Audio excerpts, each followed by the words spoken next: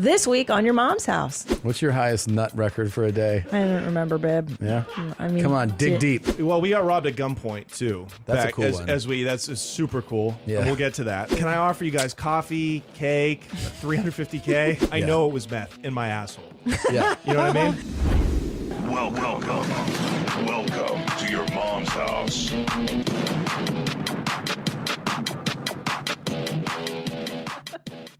I love Sattva Mattress Company. People ask me, Christina, do you really have Sattva mattresses in your house? The answer is yes. Yes, we do. Every single mattress in our home is made by Sattva. The ones my children sleep on, the one Tom and I sleep on, even in our guest room. That's how much I love this company. And I sought them out years ago, about a decade ago now, because I wanted a king-size mattress, but I didn't want to spend a lot of money. And you're thinking to yourself, well, how can they do that? How can it be so much less? Well, because they don't have overhead for physical shops, for salespeople, and it's a solid quality product for a very good price. Their customer service is excellent. You get a 90-day free in-home trial. If you don't like the mattress, send it right back. Easy in-home setup and delivery. They really are just the greatest company to buy your mattress from. So now go to sattva.com/theshit for $200 off. That's sattva.com/theshit for $200 off your next mattress purchase. Ready in Chamesh. Arba, Shalosh. That was such a Jewy chamesh that he did. Did you hear that? Pretty good. He put a little extra steak. Yeah. Hey, it's fucking morning. It's fucking morning. Somebody on, on Instagram in the DMs, Yeah. you can put your updates. Someone wrote, "It's fucking morning." Love it. It's pretty cool. It is. Gets me every fucking Gets you time, going. eh? You should be watching this the moment it comes out, and it's fucking morning every time. Hey. You know what I mean? You know what I'm saying? You know what I'm saying? You know what I mean? You know what I mean? You know what I'm talking about? So, Hey, super cool moment. You Yeah. guys should, if you haven't checked out our TikToks, Your Mom's House Studios, Your Mom's House is our TikTok account. Yeah. And right before we were rolling, I had food stuck in my teeth and I didn't have dental floss. And I got to show everybody how I pull a string from my sock and floss. And Heather was just here by the grace of God and she got it. And Nadav got to watch it. You were like, Nadav, come take these sock string and throw it away for me. ugh. And Because then I I- didn't take the sock string? No, I said, Nadav, come throw this out for me. And then I missed the trash and I just left it on the It's one floor. of the only times I ever said no to Christine. Yeah. Christine. You left it on the floor? Yeah. Why would you do that? Because Nadav has to pick it up. And then she was just like, well, either pick it up or you get the Jew glasses on the next one. So it's just, I can't win. Oh, my God. You walked yourself into that one. Yeah. And I've ordered a new pair on Etsy that's going to show up soon so that I'm really going to Jew down hard with you. Bro. Wow. It's coming. Nice. Straight to the stadium. That's, Stadium. First train to the stadium. yeah. No, Tom thinks it should be an airplane. Yeah. I like planes. I like aviation. I like shit videos. Yeah. Oh, man. God Found damn it. out at lunch that Annie thinks color blindness is cap. He thinks a lot of stuff is cap. He thinks snorting is cap. Sleepwalking is cap. Wait, what else is cap? He has a list.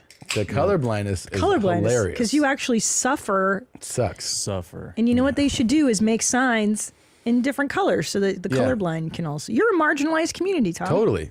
I would argue that It's a handicap. what are you doing?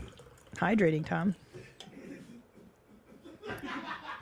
You might enjoy that if you tried it from time I to would time. make a strong argument Sure. that being colorblind is harder than being trans, than being a racial minority. We really struggle, and we don't get any recognition for it. Sure. So can you explain to people what colors you're not able to see? Like, what is your form of color blindness? I mean, I believe they call it red green or something. I think that's how people usually have it in the red green colors or in the bluer ones. And the red green, like I was actually telling them, I've told you've been with me before. If there's a single flashing light, I go, is that red or yellow? Oh, yeah. Because I don't know whether to slow down or come to a stop. Yeah. So I've been when you're driving, and that's probably the time where you go like, this is the least fun part of this. Yeah. Most of the time you just don't care, but you don't appreciate the way people go like, look at the fields right now. Look how this green field is popping. I'm like, yeah, it looks good. I don't know. That explains a lot because so many times here in Texas we have such beautiful trees, and I'm always like, "Oh my God, are you like seeing this?" And But you're they like, "Not are. really." There is that company that makes the glasses. Yeah. That it works for like 90% of colorblind people, and you put them on, and for whatever, like it does whatever to your vision, and then you see without color blindness, and it's wild. Well, where are those? I got those for you a million years ago. Should we just get you a new I pair? lose everything. I know. so- I'll buy you another pair. There's indoor 'Cause- and outdoor ones. They make them so for both. say no more. We're getting Yeah. them for you because I just assumed you were dead inside for the last 20 years. I Well- didn't realize that it was because of a physical One does not. disability. You're disabled. I am disabled. I am disabled. You get a plaque. I am parking. disabled. As a colorblind person, I would say, yeah, I should A absolutely person have of color blindness. a person of color blindness. I would say God. that I deserve the handicap space. I deserve, like government, funding. Yes. I understand. Like, I can't believe people missing limbs get all this attention, and somebody who can't even see whether there's a flashing light that's red or yellow. They're like, oh, just deal with it. Oh, okay, sure, I'll just deal with it. I know. Actually, we can't call it. bullshit. That's actually very rude. Color blindness. You should be color Challenged. differentness, or yeah. because don't you get some kind of I'm a superpower? vision abled. Yeah, Chad. What would be the stupid phrase? You're the smart one on the staff. Color divergent. Yeah. Stupid. You're color divergent. Annie, why do you think colorblindness is cap? I mean, I'm just really surprised. You have like what? I think you have like 1.8 million like followers. You know what I'm saying? And you like still need the attention. I think it's like 2.2 right now. 2.2 million. You Oh still my need God. attention so bad Yeah. that you're gonna be like, oh, I have. This is what I heard the at thing lunch. Yeah. that I can't prove. I But, can't prove. Can't Like, prove. oh, it's so hard for me when I get to stop signs. I can't see it. Stop Come lights. on. Yeah. Yeah. Why do you think that's made up though? I mean, it's not that it's not a think. I'm surprised that Why- no one else has figured it out yet. That You know what I'm everybody saying? who's colorblind is just capping. It's just they need attention. It's just like sleepwalking. Oh my Can you- God. It's just like sleepwalking. I can't believe. Can you pull up colorblind? Like, what does it say about colorblindness? Oh God. And are these the same people that kind of did the moon landing shit? Like, Oh shit. So that's okay. You see those two apples? yeah, What color is the one on the left? right. What color is it? It's colored. It's colored. Well, what is it? Listen Is to it this. green or is it red? Tell me what color is the apple on the left, Tom? Both Both what? green and red. Okay. What color is the apple on the right? Green and red. So what does it say about it? Because I've never like, oh, there's 3 types, it says. What are the 3 types of colorblindness? The Deuteronomy. red, green. There you go. It makes green look more red. There you go. Makes green. Makes red look more green and less bright. Yeah. Okay. And able to tell the difference between green and red at all. There you go. There's the 3 different types of colorblindness. So you're the first kind, the Deuteronomy kind. It makes green look, or no, proton anatomy. I don't know. I mean, I would actually argue the difference is the hardest part. The, You know? the difference. So what between- happens oh, is so you you're see really you colorblind. see like fire engine red as red, and you see like green like blaring green.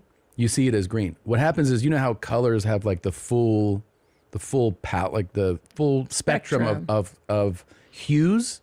That's where you get lost. Like you can see the extremes. Gotcha. But when they You start can't to be like, when people differentiate. go, oh, this, there's like there's a dash of this in this. You're like, I don't see that. Do you think it's because of your Aryan blue eyes that you tout? You always are like, I'm blue-eyed. I'm better than you, Christine, with your shit browns. Yeah. And I think it's your weakness, actually. Yeah, aesthetically they're more pleasing, but you're like shit eyes. You're just fucking useless, I don't know. That's a really good question. It's a really good question. Made you inferior. And I'm like a shelter dog. I'm not a pure breed, Yeah. but I'm more resilient. I think that it's like I produce so much semen that it really is. I mean, I've talked about it with doctors. Yeah. You think it's the One cum? time I told a doctor about it and he jerked me off on the Yeah. table. And then he goes, this is probably why you're colorblind. Really? yeah. Because of all that cum in your balls? Mm-hmm. Wow. That's wild. Dude. It's pretty wild. It fills up your retina. semen. You just full cum in your eyeballs. Yep. That's cool. Look, man. Hey, do you think our kids are colorblind? I mean, this is very prevalent in males. Color blindness. Colorblindness It's a is lot more, of yeah. bros are like 1 in 10. It's not cap any native Google. You know what else a lot of guys are? Liars. Big fucking liars. Yeah. Native. But- How many and- men are colorblind? It's a lot. Let's see. Yeah. Let's see how long. 300 million people in the world with color vision deficiency. 1 in 12 men are colorblind. 1 in 200 Oh, women. sorry. Color vision deficiency. Yeah. We don't call it colorblind anymore. Well, that's what I Tom. have. That's what I have. Color vision I have color vision deficiency. deficiency. Just like somebody missing a leg has a walking deficiency. We're the same. My brothers in combat, a lot of us have scars from where we've been, all right? Yeah, I know. How's your gaming? It's fine. You know what my favorite is? What? Is when you come out of battle, Yeah? and I know you've been in battle because you've got that cool red mark on your forehead. There's a lot of gear. Yeah, we wear gear. And it's like it's been suctioned here. Yeah. So hot. I wear a helmet. I wear night vision goggles. I have a full rucksack. Oh, you know, a rucksack. Jeez. Yeah, I'm in battle all the time. Enjoy look watching your fucking television shows. Wow. Guys like me make it possible for you to enjoy nights like that. How they let you into special forces, you're color different visioned. Yeah, well, I did an elite fucking level. Okay. Oh, okay. Yeah. Whatever. They dude. saw my skill set and they were like, it doesn't matter what you see and don't see. We didn't know you could do this shit.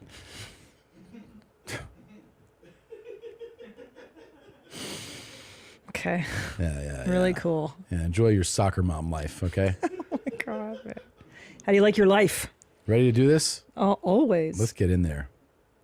I have gotten strep 5 times from licking my own poop off of people. I'm telling you, I have no boundaries. I was about to say, like, you wouldn't do that.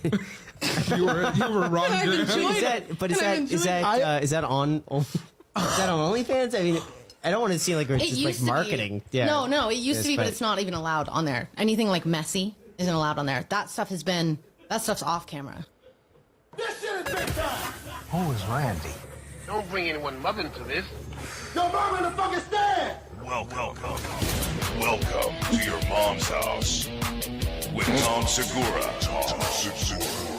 And Christina Pazsitzky. welcome to your mom's house.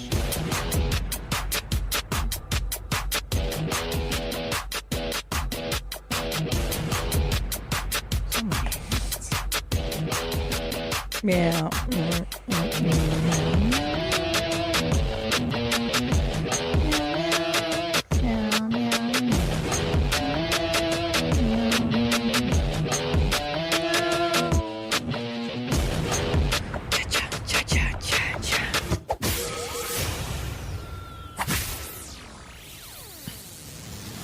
Nice. Well, it's so rare that we have a cool girl and the cool guy. club. It's so funny that you said that because the thing that I had queued up for her after hearing that, yeah, it's very rare that a lady gets it. These are golden geese. I see a new portrait in our future hung from these walls. It's fucking amazing. What was her name again? Because I forget. we had it queued up before. Stella Berry. Stella Berry? No. No. It was like Bella Steri or something. There you go. Stella Berry. Yeah. Smart guy knows. Yeah. Jesus. There she is. It's Bella, right? Yeah. She just flipped over the beginning of it. That's why I tripped up. Got you. Anal Princess. Oh, that's her. Oh, cool. Oh, followed by Cheeto Santino and Kalila. We have mutual friends. How neat. Figured. Yeah. Well, what she said in that this clip that we just played on the opening is that she was doing that off camera. Off camera. That was just she was for... and she said off of, so it means she was shitting on people or shit was falling out of her, which happens when you're an anal princess. And then she was licking that up. But in her spare time, it wasn't yeah. even for Not an even for- OnlyFans thing, yeah. which is cool. But she's out there doing it, man. She's out there having a good time. Can't get mad at that. No. And doing her OnlyFans. But yeah, you got to be in her personal life to get the strep. Pretty cool. That is pretty cool. I didn't even know that's how you. Scroll. Wait, is that how you get strep throat? Is it caca in your throat? You know, I'm not well versed in that, but it sounds like that's a way you could get it. Yeah. Because you get strep, you know. Very cool. Okay. Oh, first squirt right there at the beach. She's fucking unbelievable. Reminiscing. There's where I was at the oceanfront. Here, Will Rogers Beach. Wow, I know that one. Oh, yeah, That's I a know good exactly one. where that is. Yeah. She had her first squirt on the beach. Yeah. Oh, wow. Very cool. Ah, that is neat. I like there's a comment there that said, if you see me licking, you know, sand, mind your business. That's a cool guy. There's a whole cool world that just happened right there. Yeah. It's very cool. All right. Well, you know, yeah, I would love to, find more of these videos. They're very inspiring.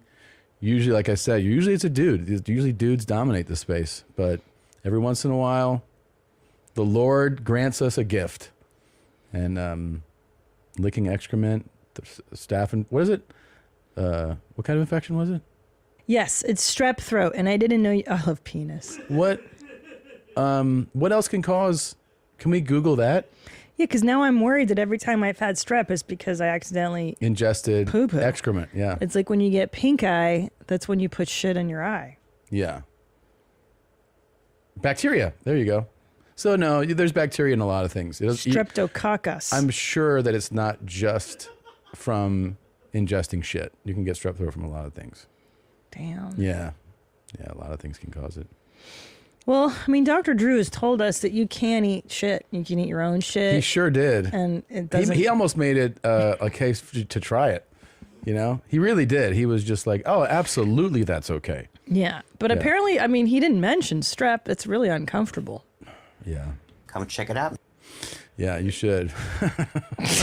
But we don't advocate eating your own shit or anyone else's on this show.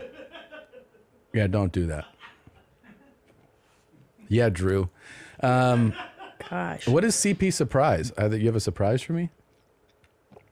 Oh yeah, it's a clip I found for you today. Can I click? Can I open it? Please do. Okay. This is definitely something you will love. Okay.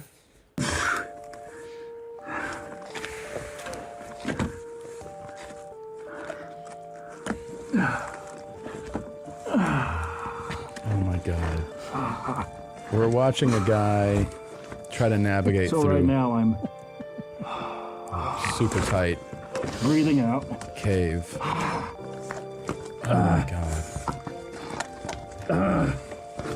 Man, my insides are. I know, that's why I wanted you to see it. Okay, so I'm coming up out of this, and if I get stuck, I have this rock with me, such that I can pop off some of these knuckles, which made it very hard to get into. Now I have to go slow. That's that knuckle. I'm gonna be shirtless shortly here. Okay. So this is a TikTok account where all this guy does is cave dive with you, and he takes this camera, and you get to see how absolutely anxiety provoking this is. Not only anxiety provoking, I think because it's so anxiety provoking, and you realize like terrifying and everything, the fact that he's got to set up the camera, like make sure my camera is set, and you're like, so if I die, that's captured. Like it just feels crazier that he brings something to record. I know, and I imagine he has it on like that pole That's in front of on him, that pole, and yeah. he pushes the pole, and then, but if I'm not even gonna go there. But if he does die, will they even be able to recover the camera or him? It's so narrow. If he can't get out, he's the pro. How'd you know that this would do this to me? How'd you know? Feel better now? Yeah. Listen, I know it makes you LOL, and I know This doesn't make me LOL. And I know it gives you full-blown anxiety, panic attack, and that's why I wanted you to see this right now. He's going to be shirtless shortly here. That means that it's going to be ripped off, right? through the cave. I am fucking sweating, right? I'm just not Wait, doing the well. best part is he's like, I have to exhale now to get through. I mean, There's a how part do you two. do this? A lot of people ask why we do this, and you're just never going to get a sufficient answer. Why do you wake up in the morning? What drives you? What makes you want to get up and go study a subject or go to work or go out, hang out with your friends? It's really nothing, right? This is life, and that's all. This is our way of living. It is not our way of dying. Okay, I have so many questions. So, also, like, number one, is there like a cool view at the end of this? Like, is he hiking to a waterfall? Or is this just the thrill of the process? I'm so upset. Right? Like, is there a payoff to this hobby other than just being You get in to total see panic? The light at the end of the. Oh, you get to cave. live again. Yeah, you get to keep living. That's It seems really. I'm not sure what the reward is other than like adrenaline and like panic. You know, as I've gotten older, Yeah. my claustrophobia has like grown. Really? Yeah, I never really thought about it before, and people would say like, "I'm claustrophobic," or "Are you?" And I'd be like, "No, no." And then like as I've gotten older, it's gotten worse. You're getting closer to the casket. I guess. You're feeling. But no, like those spaces, like really tight spaces, really make me kind of panic. You know. Yeah. Yeah. Well, I got something for you to watch. Oh no! Is it puke? No, but I think you'll like it. Proud thing that all these women have going on. I mean, I don't knock women for feeling proud and for wanting to have, you know, that girl power and holding things over him, but no, you've got to give it up, ladies. I please my man in every way, all the ways. Wake him up, he gets to nut. Before he leaves out the door, he's leaving empty nuts. At work, I am calling him like, come outside, it's your lunch break, it's time for you to get your nut off. When he gets home, he's getting fed, he is getting another nut and one before bed, or two if he's lucky. That's it, that's a secret. I make sure that my man nuts at least 6 or 7 times a day. Wow. There's an angel in the sky. Wow. I mean, what a lovely, lovely girl. She's so caring. That's a full-time job making this guy nuts. 6-7 times a day. It's a lot of nuts. Yeah. It's a lot of nut. Do you want me to start doing you 6 to 7 times a day? That's a lot of nut. Even in your 20s. I really feel like, I feel like the follow-up should be like, is this man 21 years old? Because there's not a lot of guys walking around in their 30s. They'll be like, yeah, I need about 6 or 7 a day. I just learned from a clip that Scottie Pippen was married for 23 years. And his now ex-wife said they had sex 4 times a day, 7 days a week. Every day, including road trips. She's like, we were never apart. She came on every road trip, and he fucked me 4 times a day. Jesus. And he was doing this into his 30s, you know, which I was like, how is this fucking, this is crazy. 4 times a day. Right, so 28 times a week they had sex. That's wild, dude. Yeah, I'm like, man, that's a crazy fucking drive. That's a lot. That's what he and she are used to. 28 times a week. That would definitely hurt your meow. Your meow, yeah. And also, like, what's going on with that ball back? I mean, It's just all, he's juiced up. He's teed out. Yeah, but go That's to the web results for this, because that is, it's got to be something about, yeah. Let's see. Recalls, no. Just, yeah. Because yeah, there you go. 4 times a night. Damn. During their 20, yeah. Jesus. Oh, she's dating Michael Jordan's son. That's got to put a fucking real wrench in the relationship, I would think. Jesus. They're on/off 20-year marriage. Oh, no, that sounds tumultuous, yeah. Always had sex 4 times a night. Yeah, I had sex 4 times a night, every night. I never had a day off for 23 years. Isn't that that's wild, right? Even when she's on her monthly bill and she's probably like, I don't understand how it's day that's one. fucking wild. Jesus. Yeah. That's cool that their kids know. She's like proud parents of 22-year-old son. She's dating Marcus Jordan. I didn't even realize. Yo, hold on. They have 4 children. They do?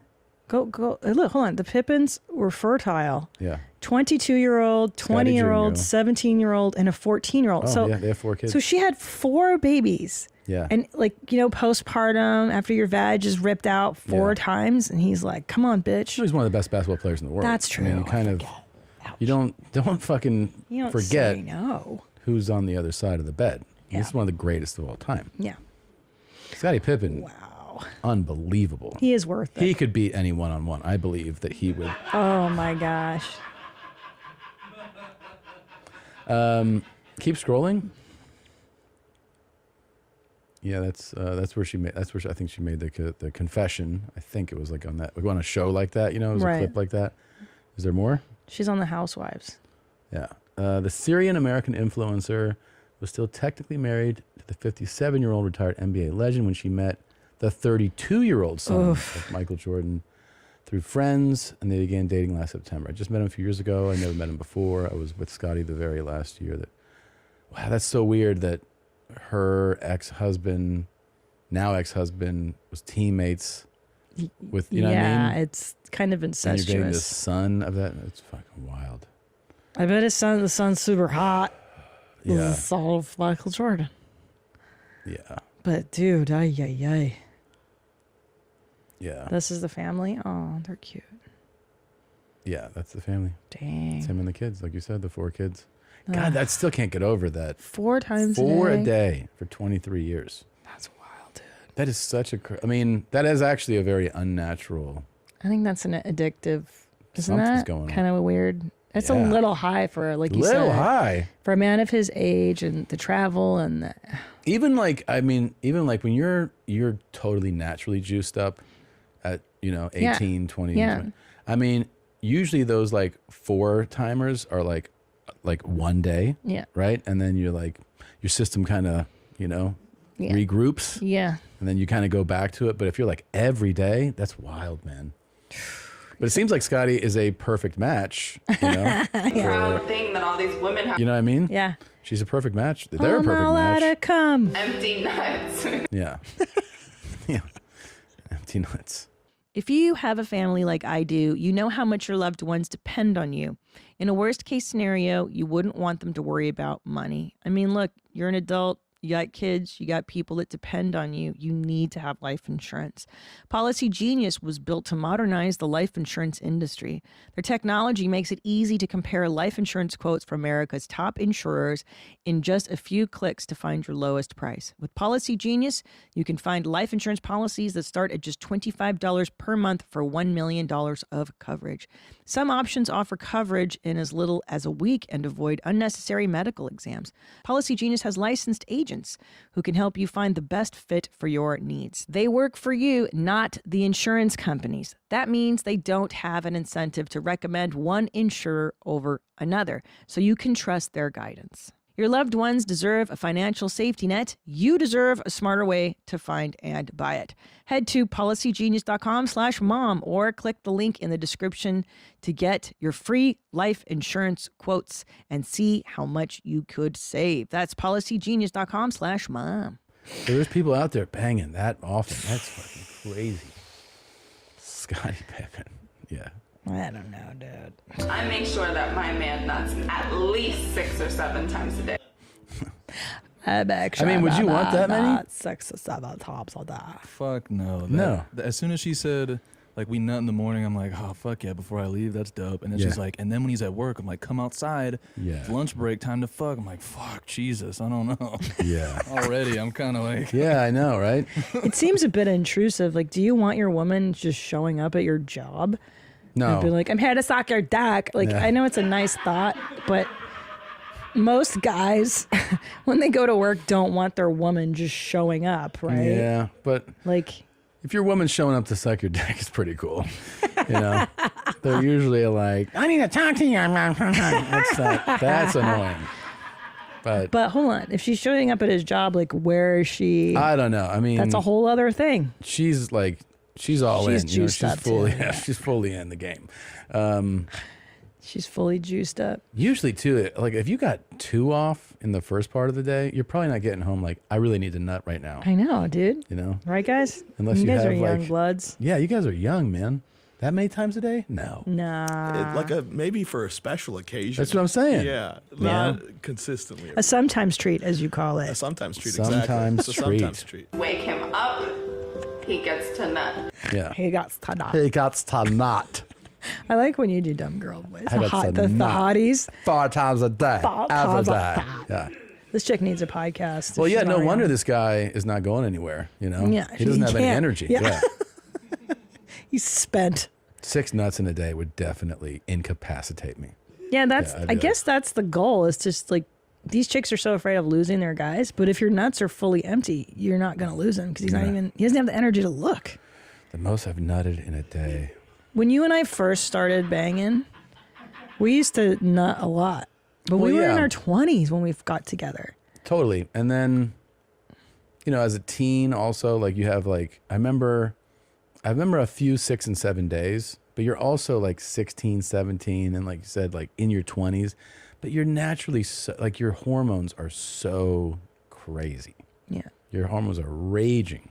You actually, like you said, you want that tea to kind of wear off a little bit, you know? Yeah, settle down. Yeah. There is a time where like, I remember you could just nut and you just, I mean, there is no refractory period. It's Yeah. just like bang, right back up. Like, let's go again. Yeah. Yeah.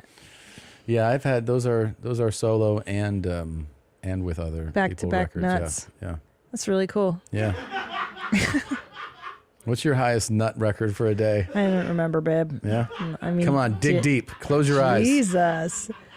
Yeah. I mean, I remember a few times with you. Yeah. Like being sore and banging a lot. Yeah. We banged a lot. Did space come? Space come. That was us. Yeah. That was. Yeah. That's terrible. This- Oh. Terry. Are you a cum slut? God, Well, I that feel is like these fucking chicks are. terrible. Yeah. Yeah, they're definitely cum sluts. Here's the thing, you know, every dude is like, yeah, that's what I want. You don't want that. You don't want 6 or 7. You really don't. This chick is, yeah, she's out there. But the right guy will, the addict. Yeah. That guy that's like, you know, he's, yeah, it's addictive stuff. 6 and 7 a day. Can I tell you a pazsitzky effect I had? Totally, it's not about coming at all. So I hope that's okay. Yeah. I feel like we're ready to move on. Okay. Can I tell you what I've been doing for fucking 45 years, 46 years? Okay. When I'm on a trip, go to the airport, my wallet is in my backpack or whatever the fuck. And then as I get to the TSA line in a panic, I stop, get my and the ID out. You know what I mean? Like, Yeah. I had this thought in the hotel. I can pull out my ID and tip money before I even get in the car on the way to the airport. So that it's just So with it's you. not like a panicked moment. You can start doing that soon. I did it. Yeah. I did it Oh, you for did the it. first time, and How'd at that feel? 4 a.m, I was like, "Oh my god, dude, I'm fucking idiot!" Like, well, I always like, "Oh, I got it." You know, you're waiting. People are waiting. Yeah, Do you do that, or do you just open your? Well, you have a wallet. The that you wallet keep in your back pocket. Well, I mean, there's even times, there's wallets that suck. So I've switched wallets a bunch because there's ones where the ID is like too tightly snug in Yeah. a window. Yes. And you have to take it out. So it's much easier on the wallets where it just like, you know, easily folds out like that. You don't have. He uses a he uses a fanny Yeah, pack. fanny pack is hot. Yeah. Can I just say that a wallet in the back pocket seems like the most reckless thing you can do. It's so dangerous. Someone Yeah. can just snatch that right out of your It tushy. kind of does feel like that. Yeah. It's silly. You guys all do that. It's really reckless. I will say that when I'm leaning in on a craps table, I always move the wallet to the front pocket. I do front Smart. pocket wallets a lot too. I'm actually about to switch out of this one because it's too big in the back pocket. It's too Right. big. So then you have a big lump in your front Yeah. pocket. No, but I get it's a smaller wallet. So I I get put the- like a thinny. yeah, it's thin. So what I've been doing, I take my ID out and my tip money out, and then I shove it in my bra like my grandmother did, like my old lady. That's some underdeveloped nation stuff. Yup. Yeah. You're not supposed to say. You're supposed to say developing country. Oh, yeah. You have to correct yourself. That's from some third world bullshit. shit. Yeah. You can't say third world anymore. That's so stupid. Yeah. Why is that insulting? It's just a statement of fact, right? First, second, third, because we're winners. That totally is because like America's number one, right? How come no one ever talks about the second world? The people that are in between the first and the third world. Oh my God, it's so deep, bro. You're right. They're always like this who's is a second third world country. Well, what's second? Like Central Europe? Like Hungary was considered second world. I'm sure now it's first. Oh, the Second Soviet world was Union. initially used to refer to the Soviet Union countries of the communist bloc. It has subsequently been revised to refer to nations that fall between first. Right. But no one ever is like, oh, this is a second world. You always hear about a third world country. Yeah. Nobody pays attention to those second world countries. So who's in the second world? The second world, so-called communist bloc. That's what I said. Yeah, Hungary. So the Soviet Union. What are the second world countries? It's just like, Nadav is Googling, looking for you. Oh, yeah, I wonder if I have Hurry that. up and find that shit. You effing J. Nadav is Googling. Nadav is Googling. It's on intros. Yeah, I don't see it. Looking for It's also you. on the front one, I think. The Really? First one. And friends. Number 2. Yeah, you're right. I found it. Oh, you did? Took me that long to find it. It should be Thomas looking for his sound drops.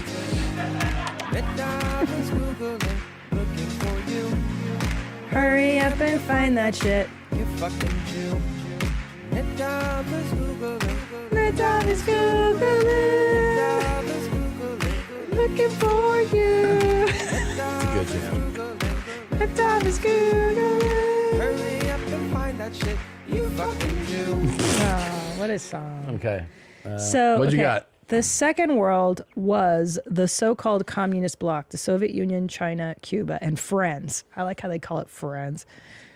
The remaining nations which align with neither group were assigned to the third world. Look at this Hilarious. homo wrote an article called "If You Shouldn't Call It the Third World, What Should?" Because there's like you can't say that now. I know.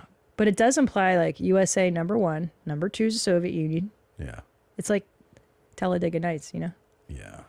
The Okay. first world consisted of US. What is the? Yeah, every label has a problem. So, how does the article start though? Oh, okay. So it actually says, "What should you call it? What could I say that wouldn't ruffle any feathers?" Like they give a shit. Developing global South, Global South. low and middle income countries. What's the safest term? What can I say? Can I say chick with a dick? Is that okay? It was Western. Yeah. Okay. Yeah. So back in the day, the Cold War, it was the West versus Soviets, right? There's another group of countries, many of them former colonies, none of them squarely in either the West or the Soviet camp. Thinking of these three factions, French demographer Alfred Sauveur wrote of 3 worlds, 1 planet. So it was the frogs who came up with this idea. Yeah. 1952. Huh. Yeah. I mean, the third world, I think it says has always been blurred lines. Doesn't seem like it. You kind of just go like, look at this fucking airport, you know? It's Yes, third world. So third world. Yeah. Yeah. Are these dirt fucking tarmacs? And it just is. It just is. Which part of It's the world like- is first? It's easy. It's easy to see. Yeah. Yeah. U.S., Western Canada. Europe. Yeah. France, Germany, England, yeah, England, Sweden, Iceland, Norway, yeah, yeah. Places you feel Oh, here, hold on. okay Here's the and walking solution. around. Okay, here we go. Developing countries sounds like it might be a better choice. On the surface, it seems accurate. We're writing about countries that need to develop better healthcare systems, better schools, better ways to bring water in. Okay, some people in these so-called developing countries are fine with the term. Okay, so what's the wrong with that, you fucking pussies? Oh yeah, and you look at the things that need Being the called indicators. developing country gives me a chance to improve. Yeah, Yeah. and we're all pulling for you. You We know, don't like it the way it please. is. Then I encountered developing haters.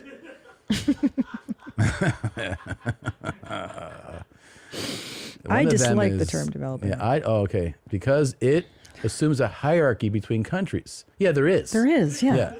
It paints a picture of Western Because society as ideal. Well, it's what everyone's is. striving to get to, you dumb fucking cunt. It's pretty good. It also perpetuates stereotypes. Yeah, Oh, accurate stop. ones. Accurate stereotypes about incompetent, corrupt governments that waste the resources, true. the limited resources they have, and that's why it's still a shit fucking pile when you get there. Yeah, of course. Why do we have such trouble with the truth? I I swear. don't know. Stupid bitch. All right, you can close that. Democracy, number one. Yeah. Yeah, the West. We crushed it, guys. Yeah. Why do you think people are trying to get here? Yeah. I think it's a fucking because they wish they could stick around and shovel up the dirt and sewage that they swim in. Is that why they're trying to get here? The fuck is wrong with you? Yeah, some countries suck. Although And you need to lose weight to go on the fucking excursion. Although when I was in Brooklyn, there are some parts that look like Sri Lanka. It's not very good. Yeah. They look like sure. fucking disaster. Yeah. All right. Let's take a quick break and we'll be right back. Okay. And we're back, and our guest today has a podcast called The Connect. Give it up for Johnny Mitchell, everybody. Hey, what's Now, up, everybody? I gotta say this. I purposely, I heard, just like the rough outline of your path, and I purposely resisted diving in and finding out because I wanted to have the conversation with you and really not know things, which good. I feel like is better. Sometimes you go like, no, I'm just going to look, and then you know the things, and then you don't ask the questions. Right. Because like what people have heard or know is that you were a legit drug dealer and went to prison. Yeah.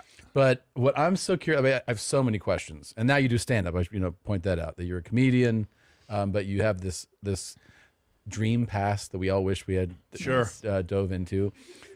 Most of us who go like, it was fabulous. Oh, man. That was amazing. Sounds so exciting.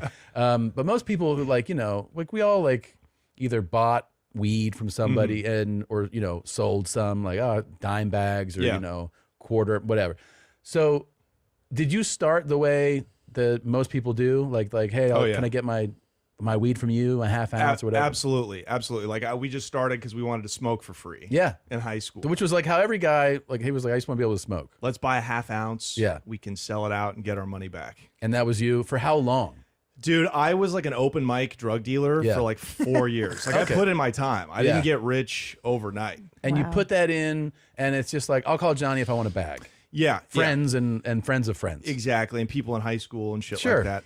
May I ask you? Oh, sorry. No, it's okay. Did you learn the tricks of the trade through those beginnings of I need a beeper or how do you learn to be a drug dealer? Is it trial and error? Yeah, of course. Got robbed many times, got ripped off, would buy weed. Because this is back in the early 2000s when it's really illegal still. And there was money to be made in it. And the robbery, was it even at that low level? Like you're getting robbed then? Yeah, because Really? we would try to buy it from the older kids in high school. Oh, right? and those kind of robberies. Yeah, and they would they would take me to a house, like a weed house, and I would give them $60, and they were like, I'm gonna go get you a quarter ounce, and be right back, Gotcha. and then just be gone. Yeah, and then I'd be like, oh, he's Yeah. definitely coming back though, right? Yeah. The sun's going down. I got to get home for dinner. I got robbed like that outside the Atlanta, whatever dome it was. No, for what's it called? Peach Bowl tickets.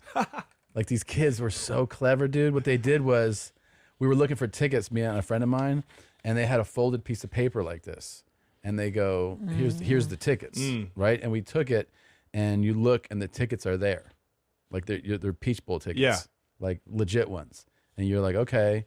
Then they take it back, and they're like, if you want the ticket. So then you give them the cash, and then they hand you the thing back, and you open it, and there's 2 pink slips in the paper, and the guys are just gone. The sleight of hand. It's very sleight of hand. Brilliant. But I mean, it's so fast. Right. You want these? You're like, yeah, okay, cool. Yeah. Give me the So money. Go on. how do you prevent against getting robbed? So how did you learn not that to kind of robbery? Yeah. Well, we got robbed at gunpoint too. That's a back cool as, one. That's super cool. Yeah. And we'll get to that. Yeah. But let's dial it back a little bit. So everybody sells weed in high school. Right. Every guy with a little bit of juice. You know what I mean? Yeah. They sell Kind of weed. makes you feel cool too. For sure. Everybody kind of has that, especially middle class people. They have that we're obsessed with gangsterism. We glorify that in America. Absolutely. And especially men, boys. You're Yes. 14, 15 years old. You're like, I want to be a badass. Yeah. People that say movies and television don't influence people to go commit crime are so dead ass wrong. Yeah. I know.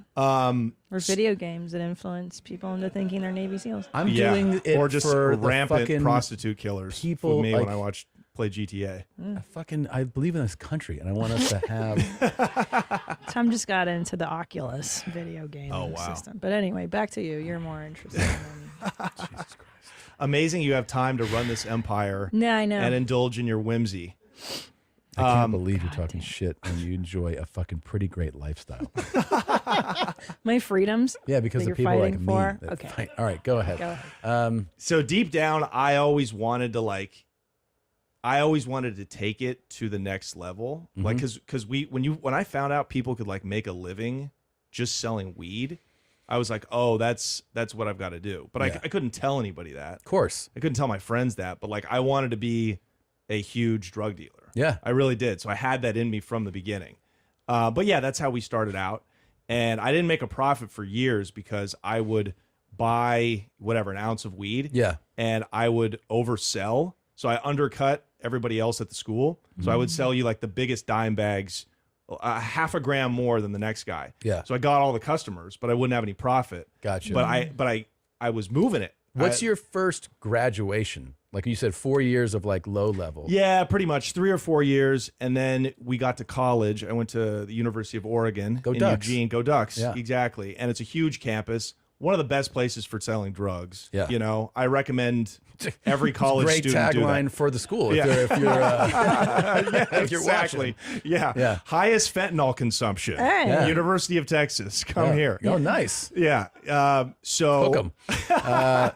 So you get there though. Yeah. You have this experience of like how to buy an ounce and kind of sell dime, and then because you have those aspirations, those ambitions, do you go when I get to Eugene, I'm gonna step it up? Like, is it a plan for you? Yeah, absolutely. It is. Absolutely. Me and my longtime best friend to this day, he was my partner in it. And I just knew I had to find a source. I had to find a connect, right? And back in the day, it's not like now you could just Google search, where do I find a pound of weed? Where do I find a field of weed? Yeah. You could literally do that. Yeah. But back in the day, you had to know, like, it was hard. It was having a drug connect. Like, you couldn't call up and get a kilo of Coke. Your producers couldn't do that, right? Right. Like, you couldn't, it was the same with weed. So you either had to have like a Mexican connection, like a connection to the cartels, or you had to know these like redneck growers from Southern Oregon or Northern California where they grow the shit, So I knew I just had to find one of those guys. I had no idea how I was going to do it, but eventually, like, you really manifest. Yeah. You become what you think about. So I was able to find that source, that wholesale source, and then it just took off. Now, can I ask you, because this is fascinating to me. So you're like, I need this, and to get that actual first source, is it I talked to this guy and then somebody was like, here's the guy? Like, is it through conversations? Yeah. Well, we had to actually pay. We had to pay to get an introduction. Just the intro. Just the intro. I had to pay $5,000 just to meet this dude. And that was you don't get anything but the meeting. Just the meeting. And what's that meeting like? It's sketchy at first. Sure. Because of the implications. Yes, go ahead. Is it like Breaking Bad? Where are they like characters with like tattooed faces and scary cartel type? No, like is it really that cartoony? No, because the Mexican guys, those are cholos. Yeah. Mexican cartel people straight from the border. Yeah. They usually don't even know what state they're in. Yeah, they're like farmers. They're farmers. These are guys from Sinaloa. Yeah. They don't associate at all with like, guys that have LA tattooed on their eyebrow. You know what I mean? Like it's a completely different culture. But the guy that you're meeting for the first time, the $5,000 meeting is he? That was a white guy. That was an old. That was he was like, he's just a working class blue collar guy. He was an electrician that got laid off. Gotcha. And this is a guy in Ashland, Oregon, and his nephew went to school with me in Eugene, and I think his nephew had got popped with like some meth. And he was getting ready to go do some time, like 6 months or something like that. No real time. But he was like, hey, I got to go sit down for a little bit. I know you need a plug. I'll introduce you to my uncle, but I'm going to need some some cash yeah, to do some it. consideration. Yeah. So, you know, I hit him with $5,000 because we knew how valuable that was. Right. He knew I was actually getting a deal. And like the guy what that is- guy made me, what the Connect made me was is- way more than $5,000. And that initial meeting, he's feeling you out too, right? I mean, like that when Yeah, it's super sketchy. We had a 1990 red Acura. Mhm. That was like our dream. That was like the, you know, the white boy, like wigger car, the wigger whip, you know? And we took it like just up this like gravel road, you know, past like barking dogs and just up in the middle of the forest. And dudes had like shotguns. They did. Yeah, shotguns. They made us lift our shirts up. Yep. You know what I mean? All that stuff, right? So it's definitely like, it felt like They're like, why don't deliberate. you dial back the fucking red Acura, asshole? Like, yeah. Right. I'm like, I had a flashback to like the movie Deliverance. Sure. I was like, take this guy. Yeah, this guy Yeah. squeals like a pig. And so, how long does that meeting last? Not long at all. Like Not he long. just took us. I was just like, show me the stuff. You know, like he was a real nice guy. He was like, he was almost apologetic, right? He was just like, I got to make sure you guys are solid, right? Like, you know, my nephew. Yeah. And it's just weed that he's selling you at that point? Yeah. So these guys would bury it underground. They would harvest, and then they would have 200, 300, 400 pounds, and they would just stuff it. You know, they'd bag it up into pounds, put it into like a big, like gigantic plastic tub, and they would bury it underground and just dig it up and sell it as needed. Take smart from that meeting? Was that just now we can, or did you take actual product from that meeting? No, we just met them. Just met and them. then I was like, okay, great. I think we had like $20,000, and so you know back then, that only got you.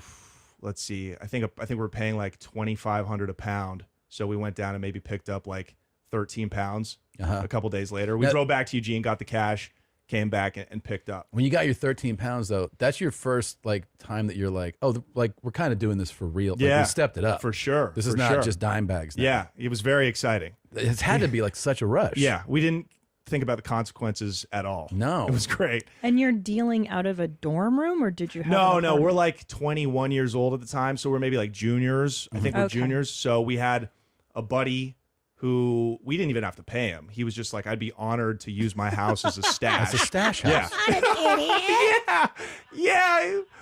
What a dum dum. Oh People just want to be involved. That's you how know? that's how much the dream of like totally I want to be a bad boy is real. So we would just leave it in his house, and then we would go over there as needed. And So now you don't sell like the move, right? I mean, from what I would guess is like when you're moving, you're buying now pounds at a time. What are you selling? Are you selling QPs? Are you selling like what do you sell? So we were kind of just wholesale at that point. Like I didn't want to break it down anymore. So we're actually just giving it to other wholesalers. Okay. And just charging a markup, just middlemanning. Okay. I was like, I don't want to break it. Sometimes we would, if it was the drought season, meaning like August or September, and there was people would sell out of their crops. Yeah. And you could literally go months at a time back in the day with no pot to buy. It was wild. Yeah. Imagine that now. It's like inconceivable now. Inconceivable. That you could a market could run out of product. But that's great for someone like you. At Totally. And then we needed to stretch our product. So that's when we would break it down into smaller amounts. But,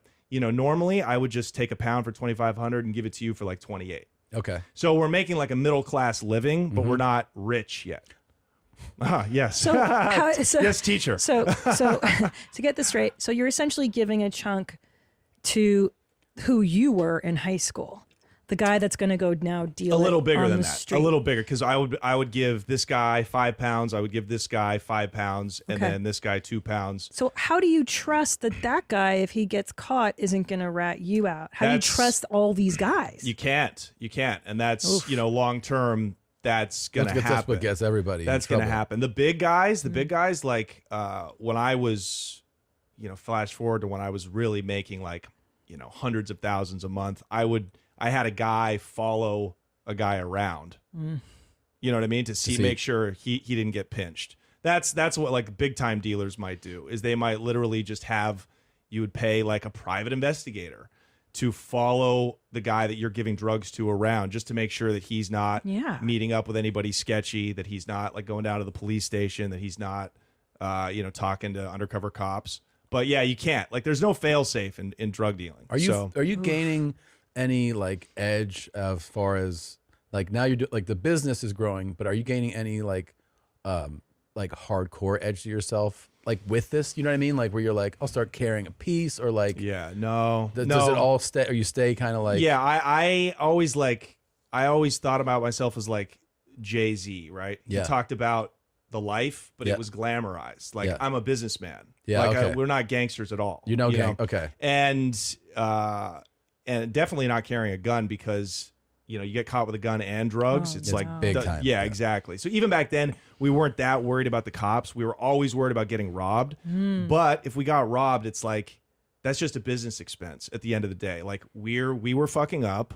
We let sketchy people into our world, and this is what happens. Exactly. Did you keep cash super separate, like stashed in different places, so you don't have it all in one place? We tried to, but the cash was the thing that I never trusted anybody else with for the most part. Yeah. So I always really kept it where I lived. Yeah. Oh my God. Yeah. And that was my downfall years later was, I didn't get busted with any drugs. I got busted with cash. Right. I was going to say, because don't they have to launder the money? You have to put it through something. Do you do this now? Like you graduated to buying these, you said 13 pounds the first time. Yeah. 10 to 15 pounds. How long do you do that for?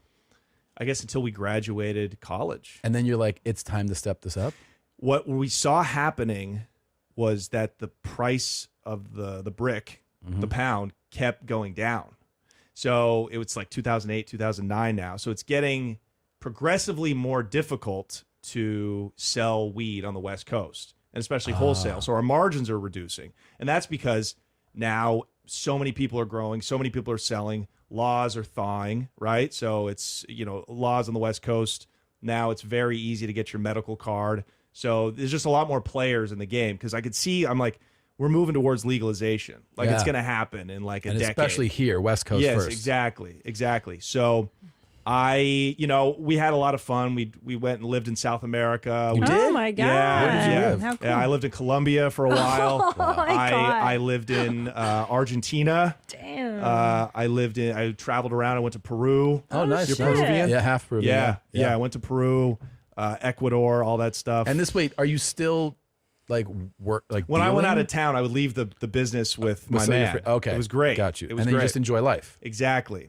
What would you tell family, friends, people you don't want to know, like, I'm assuming like parents or something, are like, what are you doing? What do you tell them? Well, my parents would, they were nosy motherfuckers. Yeah. And I would be like, I would come home.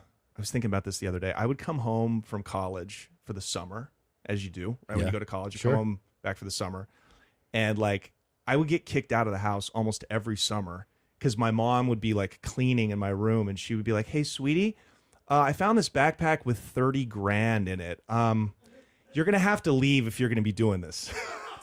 Wow. So they knew. Yeah. They knew. And I'd be like, you're a fucking bitch, Mom. Yeah, sure. I would go full white, spoiled kid on. Yeah. Okay, I have some technical questions for you, Johnny. Sure.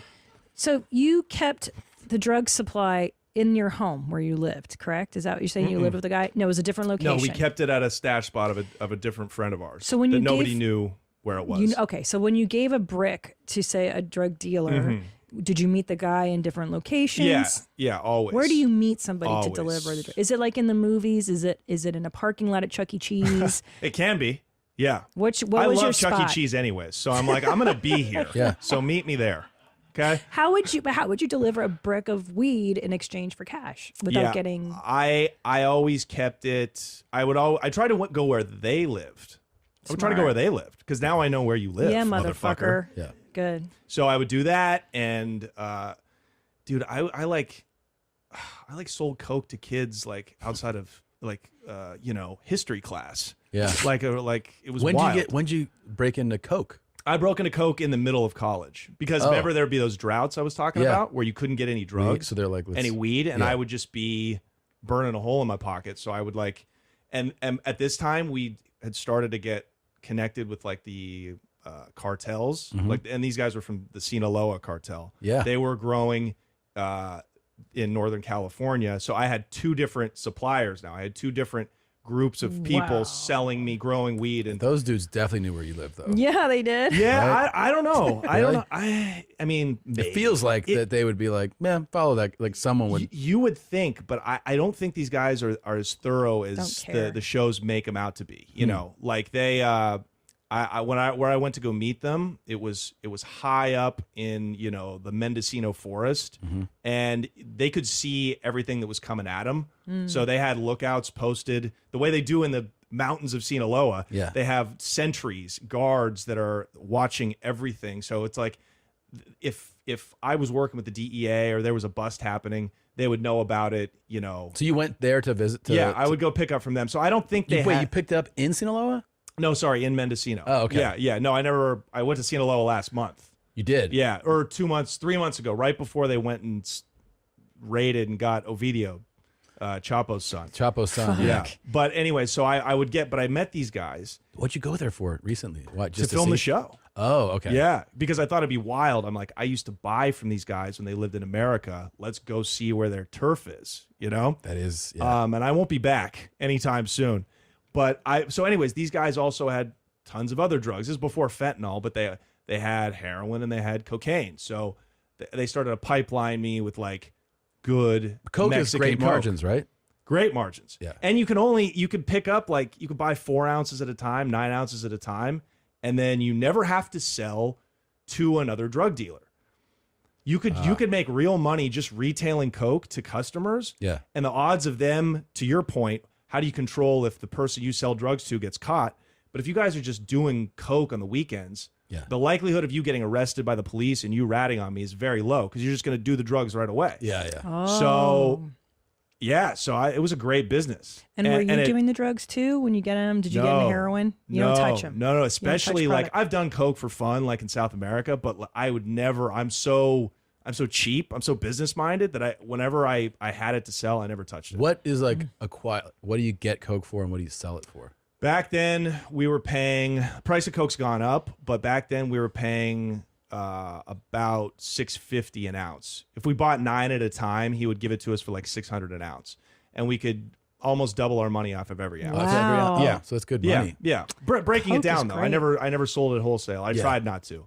And how much do you sell at a time when you break down an ounce? Grams, grams, eighths, 3.5 grams, and half ounces. Wow. Yeah. Okay. And who splits it up? Is it like in the movies? Is it a bunch of shirtless girls with their tits out with the chopping up and scales? Absolutely. Absolutely. What is it with the shirtlessness? Was that just so you're not hiding shit, right? Apparently you're not. Yeah, but right. I don't know if I believe that. I don't know. I don't know if I believe to have know. your titties out, like, and all this Just Coke residue gratuitous. that's getting onto you. it's It seems egregious. It seems like they just wanted to have these bitches' titties out. Yeah, titties. That's what I'm no one thinking. is mad at titties. No. But also It's a good work environment, Yeah. I suppose. Yeah. positive. I agree. Yeah. Yeah, it's Long like not day, you like look up, HR you is see going to call. titties, you're like, Yeah. Yeah. It's all right here. No, I think these are desperate women from the Dominican Yeah. Republic Yeah. that have no choice. Yeah. It's And they either also, this they're or like, if you do put on a shirt and we don't know if you're stealing something from us, we're just going to cut your fucking neck open. So just take your shirt off. Yeah. Or we'll call the INS and you'll be back to living with a pig inside of your house. Do you want to share a room with livestock, or do you want to bag my heroin up without a shirt on? But In a developing, emerging economy, not This a is third world. first world place. oh, that's right. Yeah, developing. Yes, that's very politically Okay, correct. I have a question about cash. You mentioned earlier Yeah. that's how you got into trouble. So tell me about cash. Where do you hide it? Yeah. Why do you have to launder it? Well, that was my biggest regret, is not starting like legitimate businesses right away. Like, even if you have 20 grand and you have a little bit of like forward thinkingness, you could start like an online business. Like, there's a lot you can do with not very much cash. Yeah, and just hide it, start funneling it through Totally. And even if it didn't make a profit, it still cleans it up. So like, the reason cash is so hard to hide, especially now, is that, well, it's hard and it isn't. But you have to, if you have like a cash business, like buying shoes, like what I would have done is I'd take $20,000 and I would just go down to the Supreme store on Fairfax, pay some kids to go do it, buy shoes for $400 a piece and sell them online to Japan for whatever they're paying for it, $1,000, right? And then you open up an LLC, declare it, show all the receipts of sales, and then you pay taxes on it. But back then when you're 21, 22, you're like, I'm going to bury this in my mom's garden. Yeah. And well, theoretically, what's wrong with burying it in your mom's garden? So what's the problem? Yeah, that's true, I guess. It's a problem. It's only the problem if you go away to prison for a long time. But it's also a problem. It can disintegrate. It can deteriorate. You start like if you're just hiding it in drawers and everything. You're not having access to it. Like it's hard. You know, when you make it public, you have access to the cat. Like, right. You're paying taxes on it. You're losing some of it, but you have access to money now. Right. Also, correct. Also, if you get in trouble, like if I had all these businesses popping, these fake businesses. When they had raided my crib and found, I think they found about $400,000 in cash just in one shot. Yeah. Then I could at least had some action in court. My lawyer could be like, look, he has all of these different businesses. He's selling shoes. He's selling cars. He's got like some weird Bitcoin shit. Like you could at least have a fighting chance to prove that maybe you're not a drug dealer. Yeah. You know what I mean? But when you're not showing any legal income, it's just like, your odds of getting hit with tax evasion and all of these other criminal charges, you're fucked even more. You're fucked. You're dead to rights. So that's why it's imperative to do that shit, right? So where do you physically hide your cash? Are you sewing it into the lining of jackets like immigrants, or is it in the mattress? Dude, it's in the mattress. It's so many places. Like I had, different safe deposit boxes under my brother's name. I had cash in my parents' attic. I had different storage spaces, right? Warehouse space where I would just put a bunch of furniture and like dump some cash in there. Yeah. Okay. My mom actually, this is how difficult. My mother accidentally threw away like $40,000 in drug money one time. Check it out. Check it out. Yeah, so I was stashed. I had about 40 grand wrapped up, all banded up, put plastic over it, and I was getting ready to move it. And I was over at her house while she was gone, so I just put it in a trash bag and like stashed it under her sink. And I was like, okay, I'll literally be back tomorrow. I just got to think about where to put this. I'm out of ideas, And I go back the next day, and it's gone. And I kind of called downstairs to the kitchen where my mom was. I said, hey, Mom. Did you move anything under your sink? Like, did you, there was a trash bag in there. She goes, oh yeah, I threw it in the trash. I was like, well, that's reasonable. And I go, when is garbage day? She goes, oh, it's today. They already picked it up. I know. The GDP of Haiti was fucking being trucked away in a sanitation truck. Dude, yeah. And I was like, Mom, I told her what it was. You told her? Yeah, and she was devastated. To her credit, like, she's not that much of a square. She was like, honey, I'm so sorry. So also, fuck you Yeah. for stashing drug money in my house, but I'm so sorry. But it sounds like, where was your father in all of this? He was around. I mean, I got both my parents. Like, they didn't like what I was doing. They hated it. But at a certain point, they were like, they accept, like when they knew I was making that kind of cash, they were like, did you do a little hookup too? Did you go like, here's a little, break off a little bit? I tried to when I went away to prison, and they were like offended. They were like offended that I would try to give them drug money. Everybody wants to You're know a good this. son. When, Thank you. When somebody gets caught and and there's money involved and you have it in all these places, did you at least have the feeling of like, well, they didn't find X, Y, and Z stash spots? You know? You did. Yeah, of course. Yeah. You're because when your world is just tumbling down day after day, my lawyer was like, yeah, they found 100 grand in a safe deposit box you had. Another strike. You know what I mean? You're not getting bail.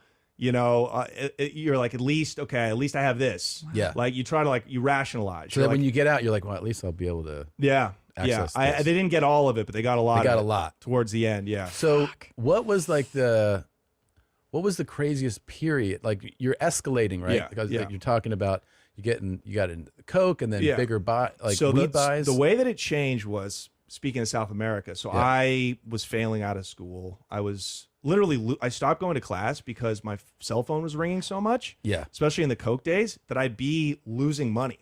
I'd be in a lecture. Yeah. Yeah. And my fucking bat phone would be ringing. And I'm like, I gotta go, So it's like I put myself through school. Like I gave myself a degree in business. Oh, yeah, you did. But I was failing out of school. So somebody was like, a buddy of mine was like, you should go study abroad in one of these places, So I went to Argentina and I lived in city down cool. there. And it was great. It was the best time of my life. Yeah. And, you know, funded it all with weed money.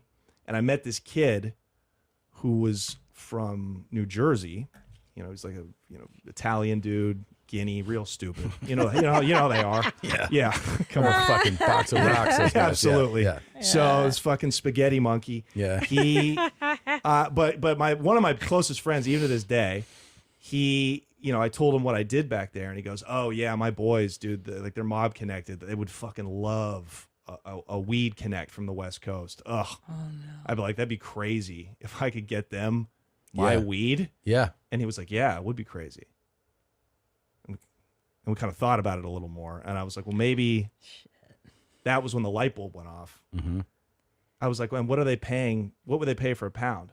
They're like, oh, probably like $4,000 for the good outdoor West Coast weed. Remember, I'm selling it for like 27 or 28. And with him, at the time, are you in Argentina is he in Argentina? Yeah. We're just going to school there. Okay. I'm sorry. It was like an international school that we all studied at. It was kids from all over the country, right? And he's from Northeast. Yeah, he's from New Jersey. So you see the margins there. Yeah. You're like, holy shit. I'm like, I could make like $1,500 per pound as profit.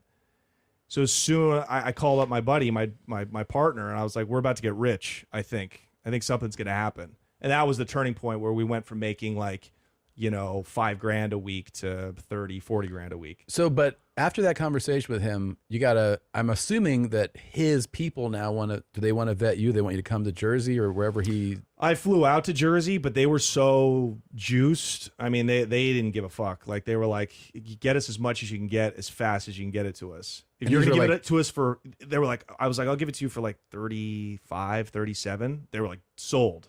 And I was like, oh, I could have gotten more out of you could have gotten more. And these are like Italian mob dudes? No, their parents were connected. They're like third generation, so they're all kind of soft. But, you know, everybody, it's a drug-infested place, New Jersey, the East Coast.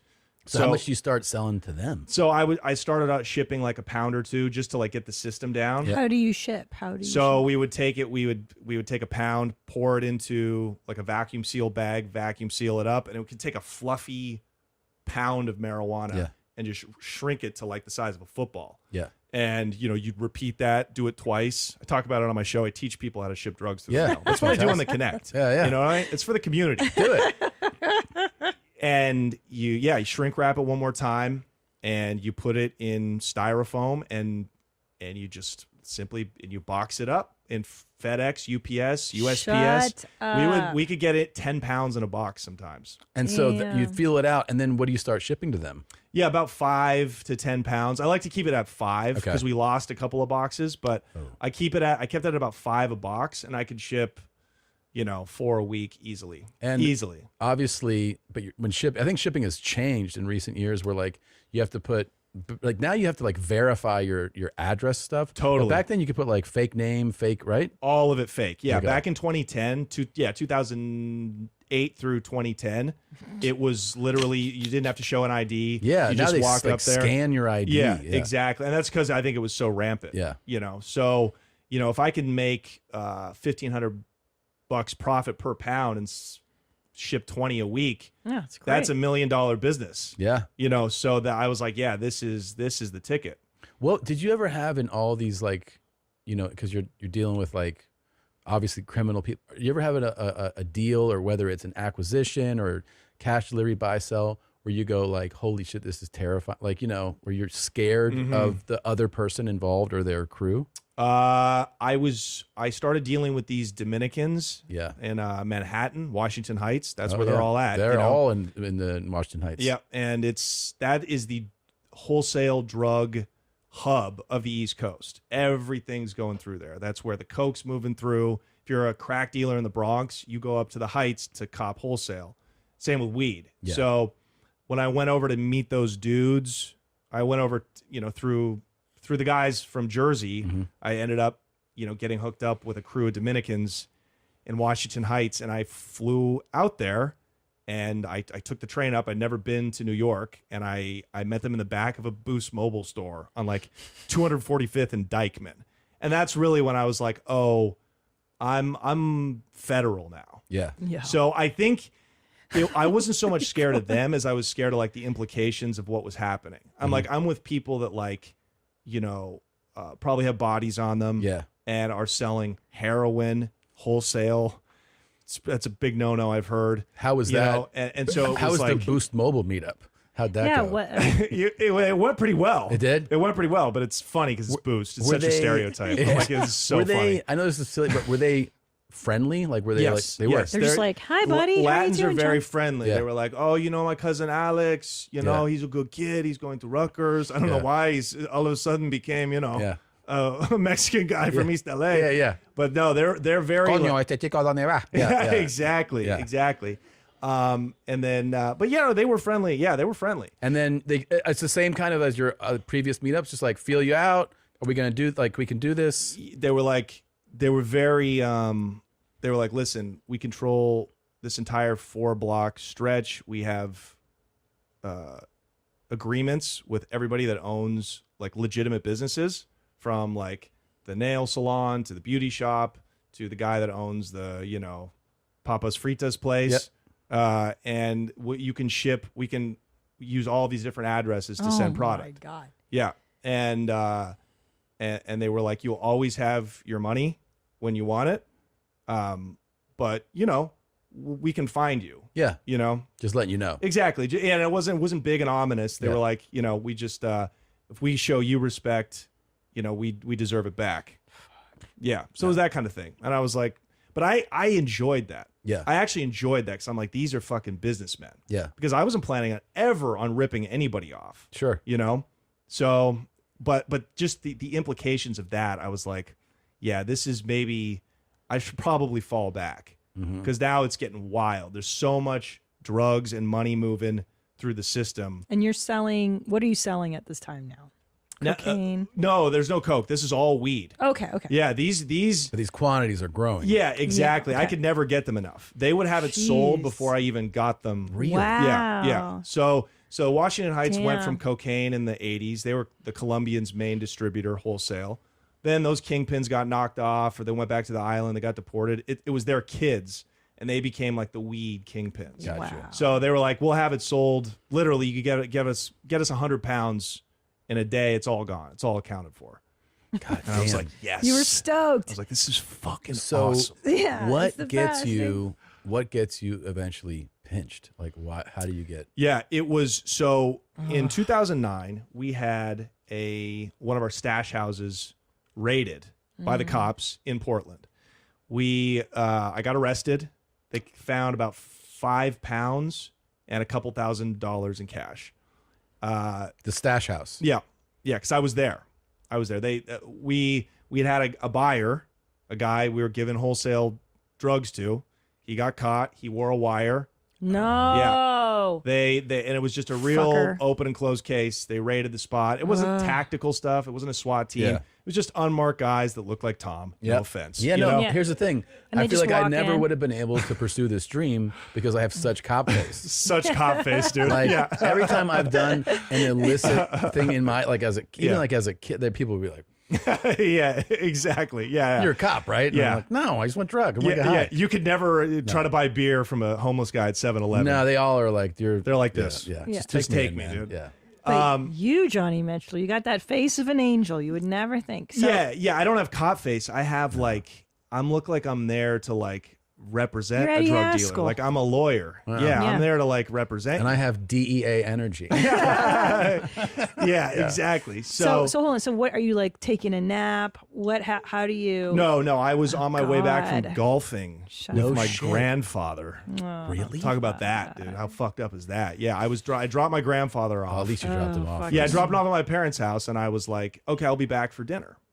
And so I'm in the red Acura, and I'm pulling up to the house, the stash house. By the way, the stash house is not just like some abandoned building. I have good friends living there. Yeah. Not involved in the business. And as soon as I turn the corner to drive up to the house, I just see Tim and Pat. Hey, sorry about this, guys.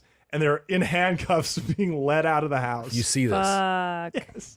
And you're These poor have guys. you parked yet? Have you parked? No, I haven't parked. So I tried to put it in reverse. So I Yeah. floored it and I almost got out of sight, but then I hear somebody scream, "That's him!" Oh shit! And so I took him on like just a very tiny little high-speed pursuit, but I gave up very quickly. Okay. Damn. You know, they could see who they were dealing with. They weren't dealing with like some sketchy cartel guy. They were like, you know, cops are nice kid. Yeah, he's a nice kid. Yeah. This guy's a pussy. He's not carrying. Yeah. He's not. He's not going to try to kill us. Wait, can I ask you? Sorry, so before we get into the capture, where would you have gone had you gotten away that day? How would you have gotten away? Like, no. There's no. It's fight or flight. There's no. It's instinct. Yeah. But I would have went and got cash, and then I would have go to like South America or Latin America. I'm serious, Exactly. and like wait it out. Sounds like a dream. Probably. Right? Like I don't know what I would have done. I just needed to get away to think about that. Right? Yeah. But hold on to your hats because this is just the beginning of the trouble, right? Yeah. So 5 pounds in 2009. I had spotless record, no criminal record, didn't have a bunch of cash on me. They were like, okay, this guy is like a stupid kid fresh out of college. He got caught. He was a mid-level drug dealer. The cops immediately were like, just, give us all your people. Tell us who you're buying from.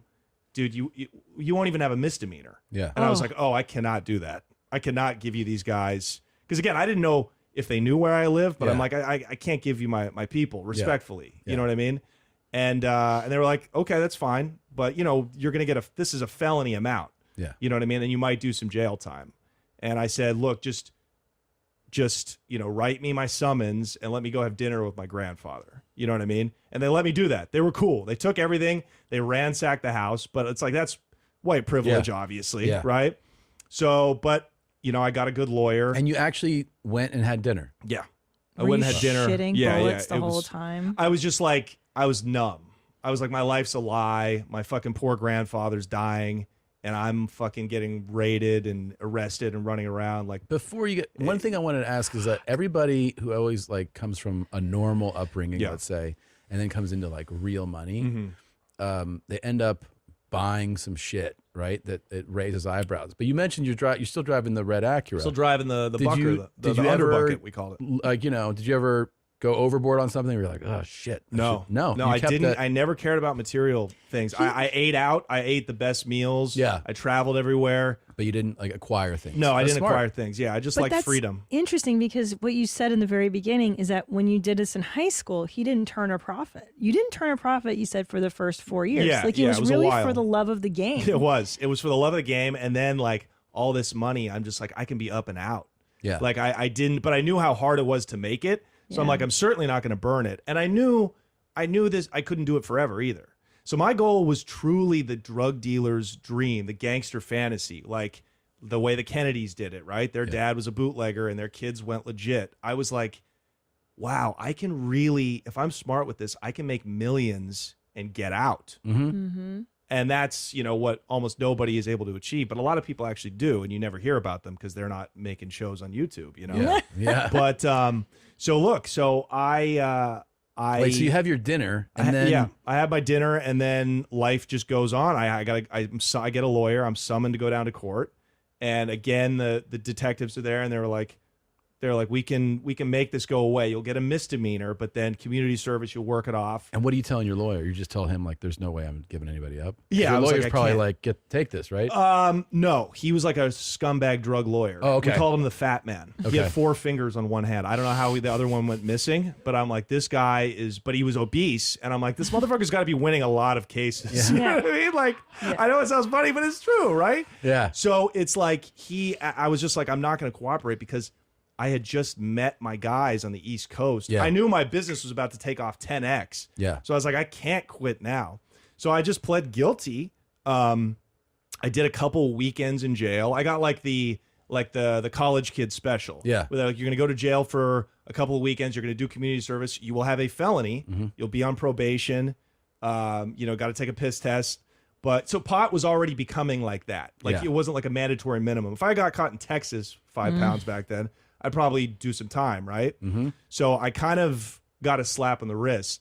But my lawyer was like, now you should fall back. Like you could get this expunged. Yeah. You could live a normal life because it's just one drug felony. This Yeah. happens all the time. Yeah. I was like, yeah, no, I can't do that. What are you, nuts? Yeah. Don't bring that up. I'll probably need you again. You know what I mean? Sure. So, and that's when the business exploded. So That's it did when explode. Exploded after Did that. your connects find out that you'd gotten arrested and like didn't rat and all that? Or No, I never. They didn't find out. Okay. They didn't find out. I just kept it pushing. So how do you get caught? So things explode. Like business goes great. Oh, and we found the guy that ratted outside of a bar and we beat him up. Good. Really? Sorry. I mean, we didn't like stomp him out, but he got a good beating though. Yeah. You gotta teach him a Sorry. Was he like, lesson. I'm sorry? No, he was good and drunk. He tried to fight back, and he just couldn't. You know. Yeah. So how long between these? You're on probation. Business booms. How long does it boom for before you get in trouble again? It was about a year and a half. Oh, that's maybe a good, like 20 months. Good run. good. Yeah, yeah. Enough to get you confident again that things are okay, and right? it paid me so much money. Yeah. But every time I would hit like a number, Yeah. like okay, I'm like $250,000. Oh, it's got such a nice ring to it, and Yeah. I'm like, this happened too fast. I got to make $1 million. Yeah. And I got to $1 million, and I'm like, let's go for 2. Then I can put 1 away and then invest the other one. You know what I mean? So it's that classic thing where it's like, feels good. right? Yeah. Right? I could have been an early investor in this thing you got going on. Yes, exactly.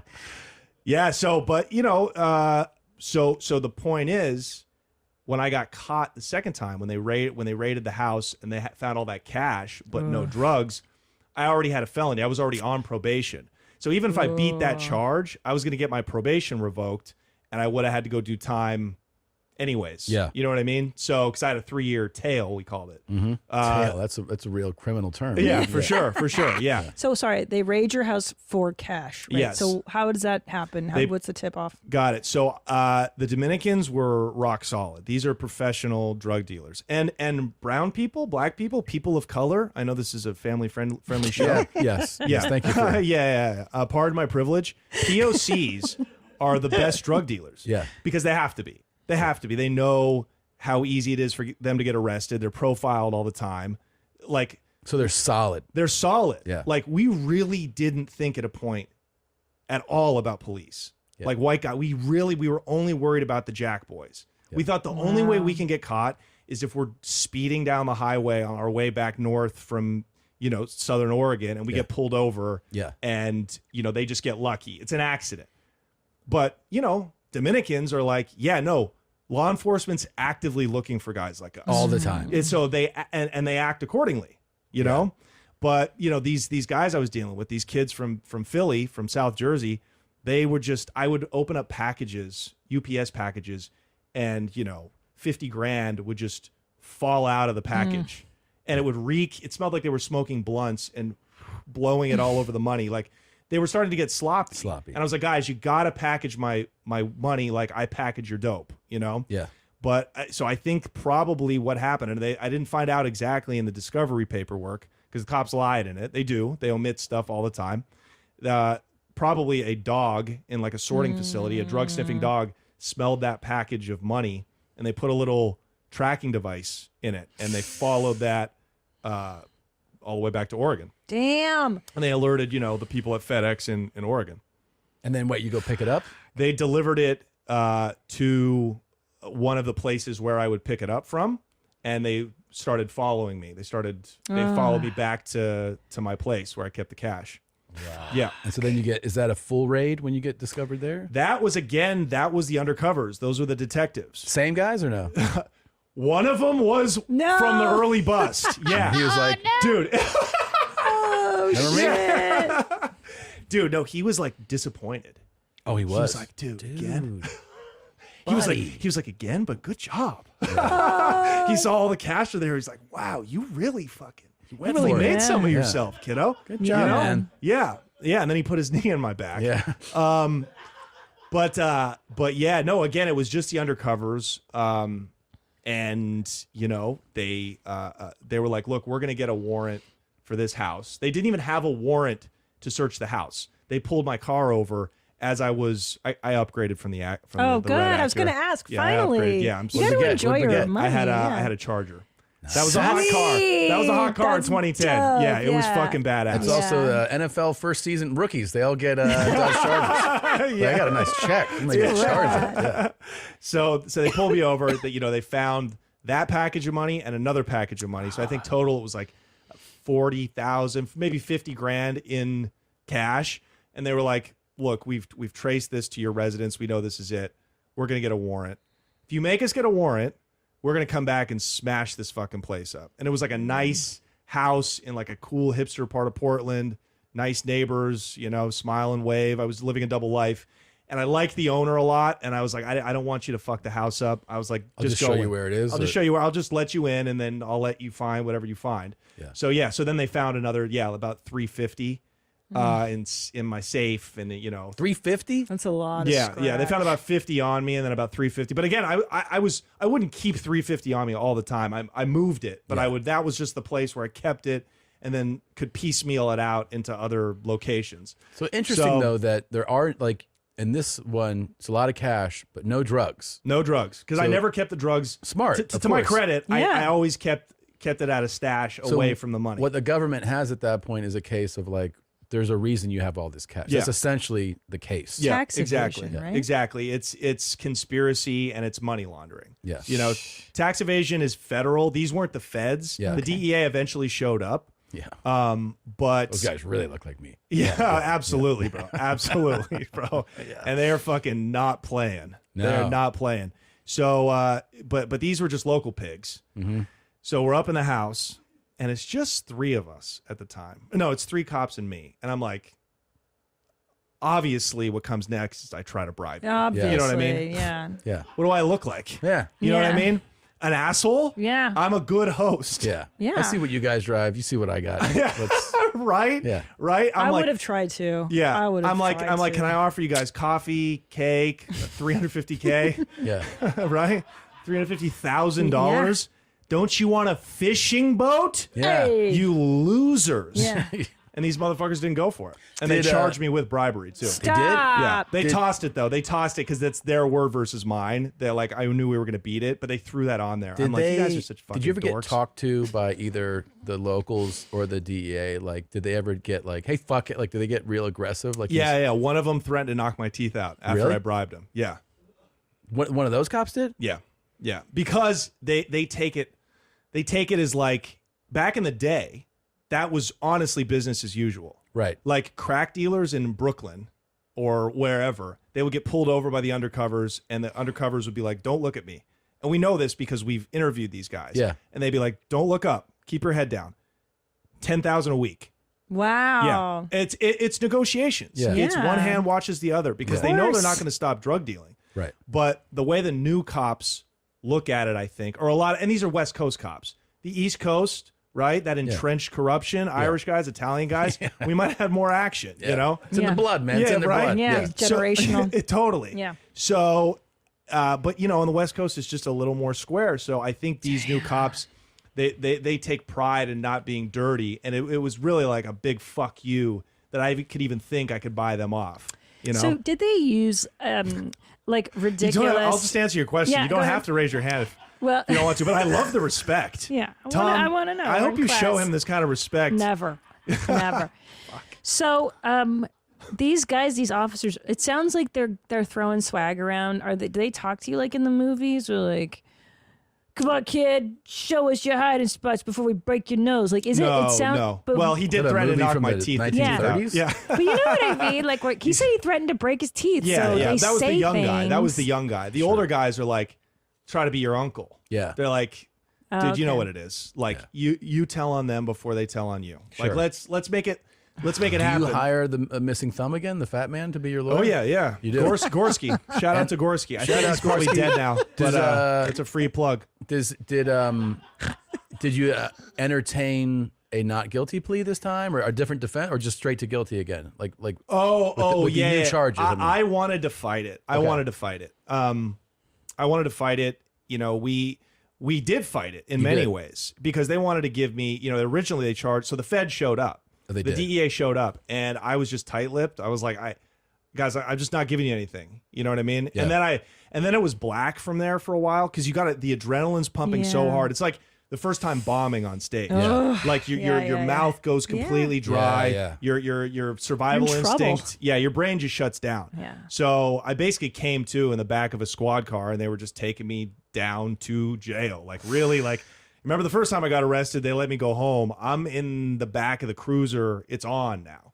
So they originally charged me. They were like determined. They were like, this kid is working for the cartels. He's probably selling coke. Look at all the money we got. You know what I mean? Yeah. They were like, ooh, they were salivating. They're like, this guy is going to lead us to like some big time cartel busts.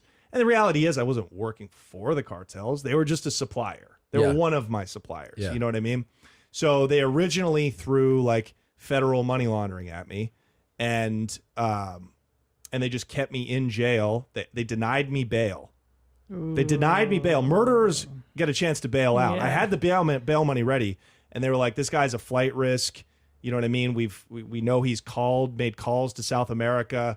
We know, look at all the cash he has, Your Honor. This guy's going to be gone. Well, that's what I was going to ask you. At this point, I mean, I would maybe fucking take off. That's what I offered the cops. I was like, listen, take this money. Nobody's here right now. Your superiors, like you're not even lieutenants, right? Like nobody knows about this. Take the money and just said I booked it. Like I got away, and then I had some money hidden that they hadn't found. I was going to take that, and I don't know what I was going to do. I was going to go to Canada, maybe.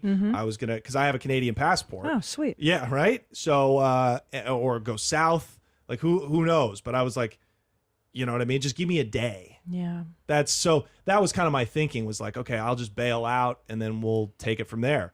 And you know what? My father, to his credit, you know, my father, who is a lawyer, a shitty one, right? Look at this fucking, couldn't even keep his kid out. I'm like, I hope you don't have any death row inmates. Yeah. Prepare your last meal, buddy. But he told me after I got out of prison, he was like, you know, we were considering if you could have bailed out, we would have had you go live with your aunt and uncle in Canada. Really? Yes. I was like, wild. That is what a parent will do for their child. I wonder how Yes. they get you in, like. Well, that's the whole thing. Is I'm like, are you going to put me like in the trunk of a car? They Yeah. would drive me through, obviously, right? Fuck yeah. Or if you're paroled out, I don't know. Maybe you just fly in. If you're not on like an Interpol, like flashes red, can't go through airports, arrest this guy anywhere he is, I might have been able to fly in with my passport. Who knows? But I thought that was interesting. That was, yeah. But that's what I would have done. To What answer kind your of question. law does your dad practice? It was just like he was like an ambulance chaser. And He was your like mother was a lawyer, or she went to law school. Yeah, but they didn't met in practice. law school, but she never ended up practicing. She went into the medical field. But how ironic that their son I gets know. his kicks breaking the law. I know, and that fucking guy. So wait, What? so That's so cool. What the fuck? now do you go to trial or no? No, so we're in jail, and jail is so brutal that the government uses it as leverage. Yeah. They're like, leave this fucking skinny kid in there. Yeah. For a week, and he's going to be telling us he's going to be working for us. It's so you know? terrible. Because it's so terrible, and it was horrible. It was brutal. Yeah, it was harder than prison time by far. By far. You know, and there were dudes getting stabbed at the prison I was at. Right. Yeah. Ugh. So And jail is also like a place, right? Because like if you don't go, I mean, jail's usually a deterrent for most of us, right? You're like, man, I just don't want to do anything that ends me up. Like you get the idea that jail's terrible, but then like you really have, I assume, like a new appreciation for like what a tough guy is. For sure. Right? And for like, sure. Like when somebody. And you learn respect too, really quick. You know what I mean? Was it racially divided like in a lot of jails? In Oregon,